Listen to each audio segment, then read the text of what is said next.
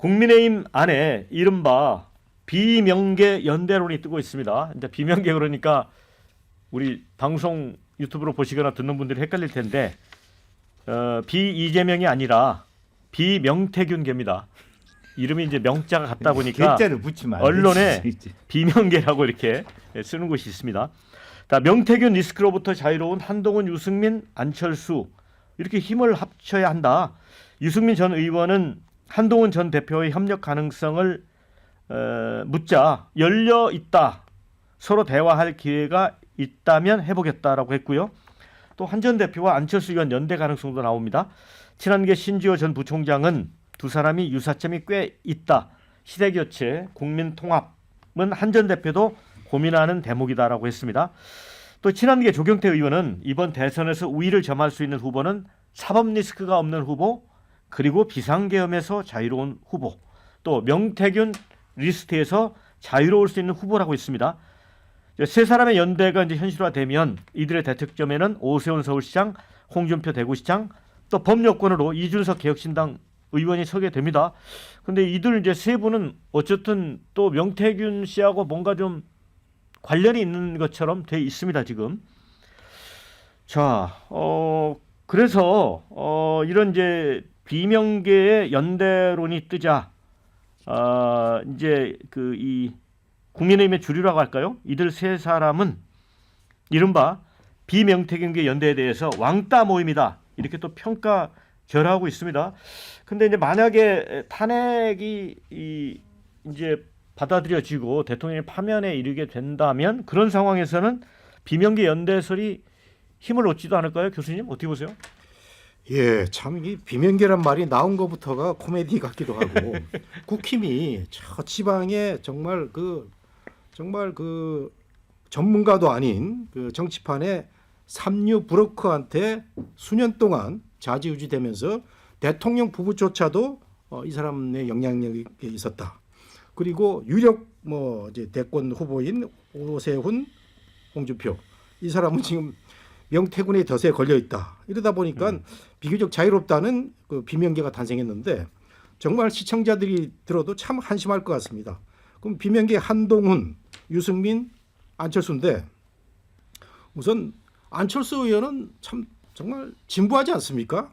정말 진부한 이 안철수에서 어떻게 우리가 뭘 찾을 수 있을까라는 생각도 들고 유승민 의원 그 정말 영원한 배신자 그 프레임에서 못 벗어나서 과연 시간이 배신자 프레임을 벗어주게 할 수 있을 것인가 하는 생각이 들고 한동훈 뭐 여러 가지 선거에 대한 책임을 지고 물러났는데 한 가지 이제 계엄에 대해서 확실한 스탠스를 갖고 있다. 그래서 이 세 사람이 어떤 연대론을 할 수 있을까라는 생각이 지금 나오는 것 같은데 제 생각에는 뭐 굉장히 비관적입니다. 뭐 비명계가 됐든 뭐 친명계가 됐든 왕따 모임이 됐든 비명태균계 모임이 됐든 굉장히 비관적이고요. 우리 국힘에서 이렇게 인물이 없었던가 사람을 못 키웠던가라는 그런 그 보수 평론가 입장에서 참 한탄스러운 그런 생각이 듭니다. 뭔가 새로운 사람을 좀 키워야 될 생각도 들고 아니면 영국의 보수당처럼 이번 선거를 포기하고 눈앞에 다가있는 선거 포기하고 젊은 사람들 키우는 겁니다. 키워서 다음 기회를 모색하는 이런 방법도 있는데 뭐 그런 생각은 전혀 없는 거죠. 오로지 우리가 영남이 있고 그래도 중산층 뭐 이런 쪽이 있으면 우리가 지난번에 0.7로 이겼으니까 이번에도 기회가 있다라는 생각인데 중도의 많은 그 친묵의 그 유권자들이 과연 이럴까라는 생각에서는 저는 굉장히 비판적입니다. 근데 유승민 의원이 사실 저는 이런 반응 보이는 게 좀 특이했달까요? 김두수 원장님? 일단 제가 보면 여기 이제 그 국민의힘 자체를 크게 두 개로 나눌 수가 있는데 여러분 이제 탄핵에 찬성하느냐 반대하느냐 여기에 이제 하나가 있고요. 이런 것처럼 이제 뭐냐면 약간의 사법적이나 이렇게 어떤 리스크가 있는 후보와 없는 후보를 이렇게 나눌 수도 있고 이렇게 한데 그런 측면에서 보면 지금 이분들 그러니까 한동훈, 유승민, 안철수 이 사람들은 여러분 탄핵에 예, 일종의 필요하다고 뭐랄까요 뭐 계엄에 반대했다고 그래야 되겠네요. 탄핵에 찬성했죠. 예, 예. 탄핵 문제도 그런데 그래서 그런 성격과 그다음에 이제 명태균 이런 뭐 리스크에서도 이제 하니까 제가 보면 정치적으로 이 세 사람이 연대할 가능성이 아주 높죠. 예, 높아요? 실제로 뭐 후보 단일화까지도 갈 가능성이 저는 높다고 봅니다. 예. 이제 진행돼 가면서 지지율에 봐야 되지만, 근데 이제 다들 말씀한 대로 또 약점들이 있습니다. 한동훈 같으면 윤석열 검사에 또 이어서 검사라고 하는 약점 있죠. 그다음에 유승민 의원은 박근혜 대통령이 알고 보니 배신자가 아니다라고 말해주기 전까지는 배신자가 될 가능성이 아주 높고, 안철수 의원은 아시다시피 지금 너무나 미약한 이제 본인의 그 행보가 지난 이 후보 단일화를 해서 했는데 완전히 뭐 그냥 뭐 쳐다보는, 그러니까 지붕 쳐다보는 뭐 같이 돼버렸고, 이런 것이 이제 그래서 이런 분들이 지지율이 좀 안 나오는 상태니까 이제 이렇게 후보 단일화까지 된다라고 보고요.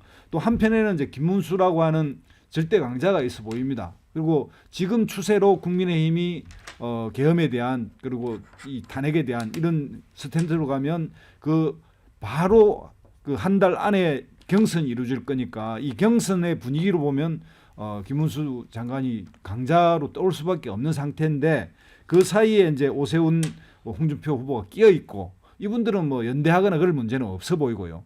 그러니까 여기에서 두 분류, 그러니까 김문수라고 하는 상당히 센 보수와 중간에 그러니까 홍준표 시장까지는 포함되는 것 같지만 오세훈 시장과 이런 부분에서 중간 부분, 그리고 이제 좀 이런 거에 좀 자유로운 후보 세 사람 이렇게 있는데, 그래서 이부 그 연대가 현실화될 거라고 보고, 이 현실화가 되면 약간의 지지율 지금 차보다는 예를 들면 뭐 30, 29, 뭐 25 이런 식으로 이제 구도가 짜져서 약간 비슷비슷해지는 이런 형태가 가지 않을까, 뭐 이런 생각이 좀 듭니다. 자, 그런데 어쨌든 조기 대선 시에 이제 국민의힘은 이제 여러 이제 후보들이 이제 합정 연행을 할 것 같은데, 김영주 의원님, 네. 이런 부분들이 그 뭐랄까요? 지금 어쨌든 뭐 대통령이 탄핵에 인용된다면 그게 굉장히 부담이 될 부분인데, 이런 합정 연행 과정에서 그런 부분을 상당히 상쇄할 수 있을까요?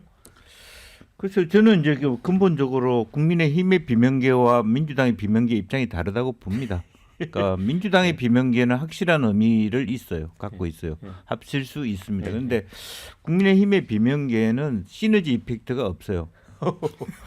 자기들끼리 봤을 때 한동훈이 예를 들면 유승민하고 같이 가는 그 커플링을 좋아할까요? 확실한 배신자 그룹 이런, 혹은 그러면 의원님은 이 왕따 모임이라고 하는 부분, 그거는 좀 무시하면 다르지만, 돼요. 무시하면 돼요. 네. 그 얘기는. 예. 그런데 그런 의미에서 신지호 의원 얘기를 잘 볼 필요가 있는 게, 그 유승민은 약하니까 네. 우리가 데리고 쓰고 아하. 쓰다 버리고, 그 예. 대신에 안철수는 예, 안철수. 죄송합니다. 그러니까 예. 안철수는 약하니까 우리가 데리고 써서 그 같이 가는데 도움이지만 예. 유승민은 안 쓰겠다는 거거든요. 아, 그래요? 예, 자세히 읽어보면 두 두 사람이 유사점이 꽤 많다라고 하는 부분들은 여전히 한동훈이 유승민하고 같이 한다는 것이 굉장히 그 부담으로 부담스럽습니다. 이 배신자 프레임을 같이 쌍 배신자 그런 부분이 되고, 또 하나는 진보라는 데 대한 컴플렉스를 많이 갖고 있어요.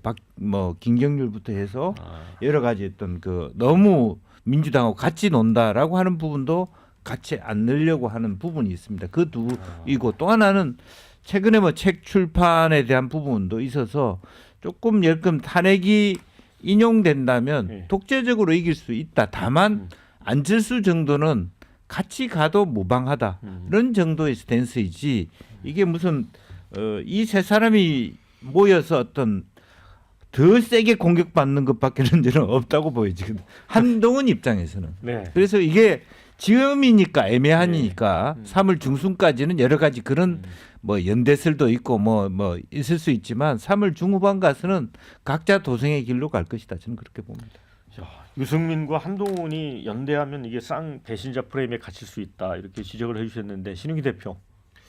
그러니까 저는 국민의힘이나 이 범보수 쪽에 뭐 윤석열 추종자들은 그냥 말할 것도 없으니까 논외로 하고요.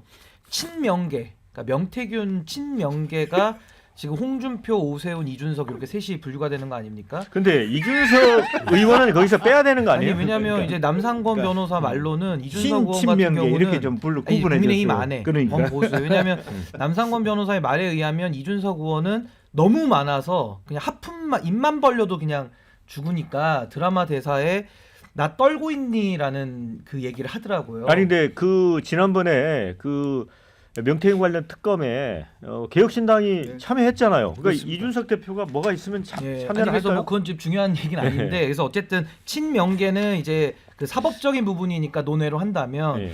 지금 이제 비명계들, 그러니까 명태균이 아닌 비명태균이 문제인데 우리가 보통 선거에서 구도인물 바람이라고 나눠서 얘기를 하잖아요. 이걸 다른 말로 하면 구도라는 건 조직 세고, 그다음에 이제 인물이라는 건 그 인물이 상징하는 아젠다고, 뭐 바람이라는 요 세 가지로 나눠볼 수 있는데 한동훈 전 대표는요 조직은 있어요. 위드훈이든지 어떤 일정 코어의 새는 있는데 아젠다와 바람이 없습니다.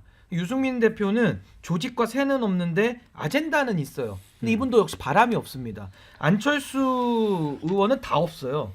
그러니까 이 세 분의 공통점은 신선함이 없고 어떤 새로움이 없다라는 거라서 어떤 변화의 모멘텀을 만들기에는 이 비명계가 국민의힘의 비명계 좀 불가능하다 이렇게 보는 거고요. 그래서 별로 의미가 없는 거고 앞으로 이제 보수는 어떻게 될 것인가 네. 그걸 저는 좀 이제 지적하고 싶은데 윤석열을 추종하는 사람들 살아 있습니다. 네. 그리고 반윤석열 쪽도 두 부류로 나뉘어요. 소위 말하는 한동훈계 쪽 사람들과 또 이준석 의원을 따르는 그룹이 있습니다. 그러니까 이 세 분류로 나눴을 때 윤석열, 한동훈, 이준석 이렇게 나누면 될 것 같은데 요 세 부류가 아마 보수의 파일을 놓고 전 양보 없는 전쟁을 할 것 같습니다. 양보 없는. 그래서 저는 이제 보수 분열은 상수라고 보는 것이고 그럼 이분들이 왜 경쟁을 하느냐? 합칠 수는 없어요. 합치면 다 죽기 때문에. 근데 왜 경쟁을 하냐면은 지금 힘이 다들 대등합니다. 그러니까 윤석열 대통령 쪽은 장외 보수가 있고 한동훈 쪽도 나름의 지지세가 있고 또 이준석 의원 쪽도 당이 있기 때문에 어느 한쪽에서 힘의 대등성을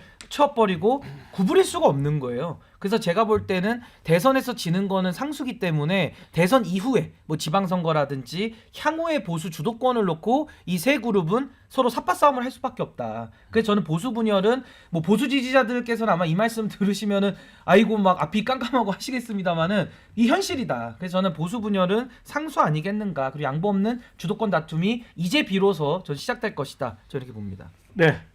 댓글에 뭐 남상권 변호사 말을 100% 어떻게 신뢰할 수 있냐 이런 얘기도 있어요. 김두수 원장님, 어쨌든 이 대선 국면에서 이준석 의원 어떤 역할을 할 것 같습니까? 일단 가장 힘이 센 지금까지 역사에서 대한민국 그 87년 이후에 네. 제3당 후보 또는 제3 후보 중에 가장 강력한 후보라고 저는 생각합니다.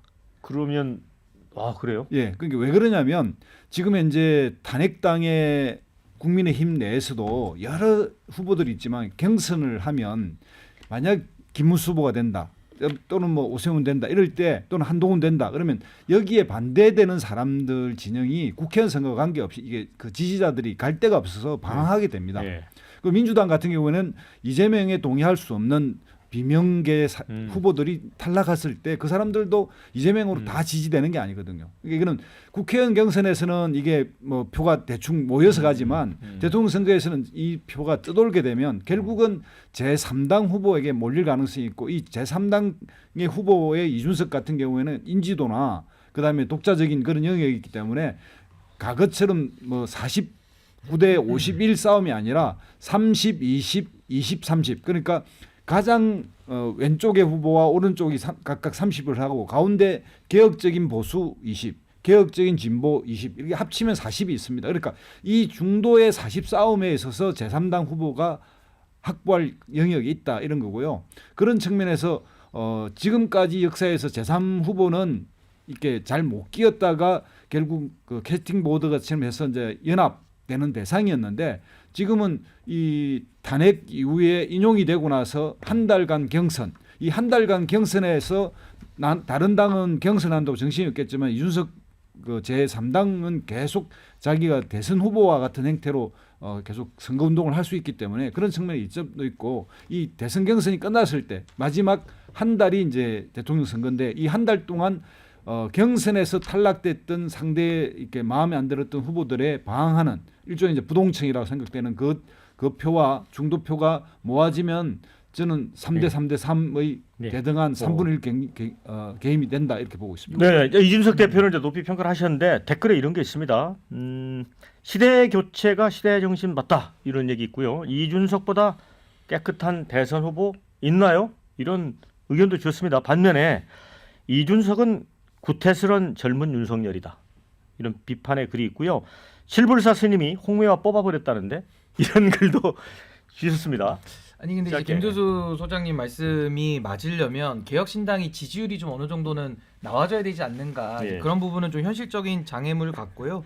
비토크라시를 말씀하시는데 양쪽 다 싫죠. 국민들이 다 싫은데 싫다고 해서 본인을 지지할 수는 없는 겁니다. 왜냐하면 이준석 의원은 지금 비호감도가 1위로 나오고 있어요. 그러니까 비호감도라는 거를 극복을 하면 지금 말씀하신 게 다 맞을 수가 있는데 그 비호감도를 고치지 않고서는 양쪽 다 싫으니까 그 표가 다 이준석한테 간다. 이준석 의원한테 갈 수가 없죠. 그러니까 그 부분에 대해서는 나중에 이제 뭐 다 대선 지나고 나면 알게 되겠지만은 이 비토크라시만 가지고 양쪽 다 싫으니까 나에게 올 것이다. 그렇게 해가지고는 제가 볼 때는 대선 때도 표가 오기가 아마 이준석 의원 쪽은 좀 쉽지 않을 것이다. 그래서 저는 비호감도를 없애려는 노력을 하는 게 굉장히 좀 필요해 보인다. 네. 생각됩니다.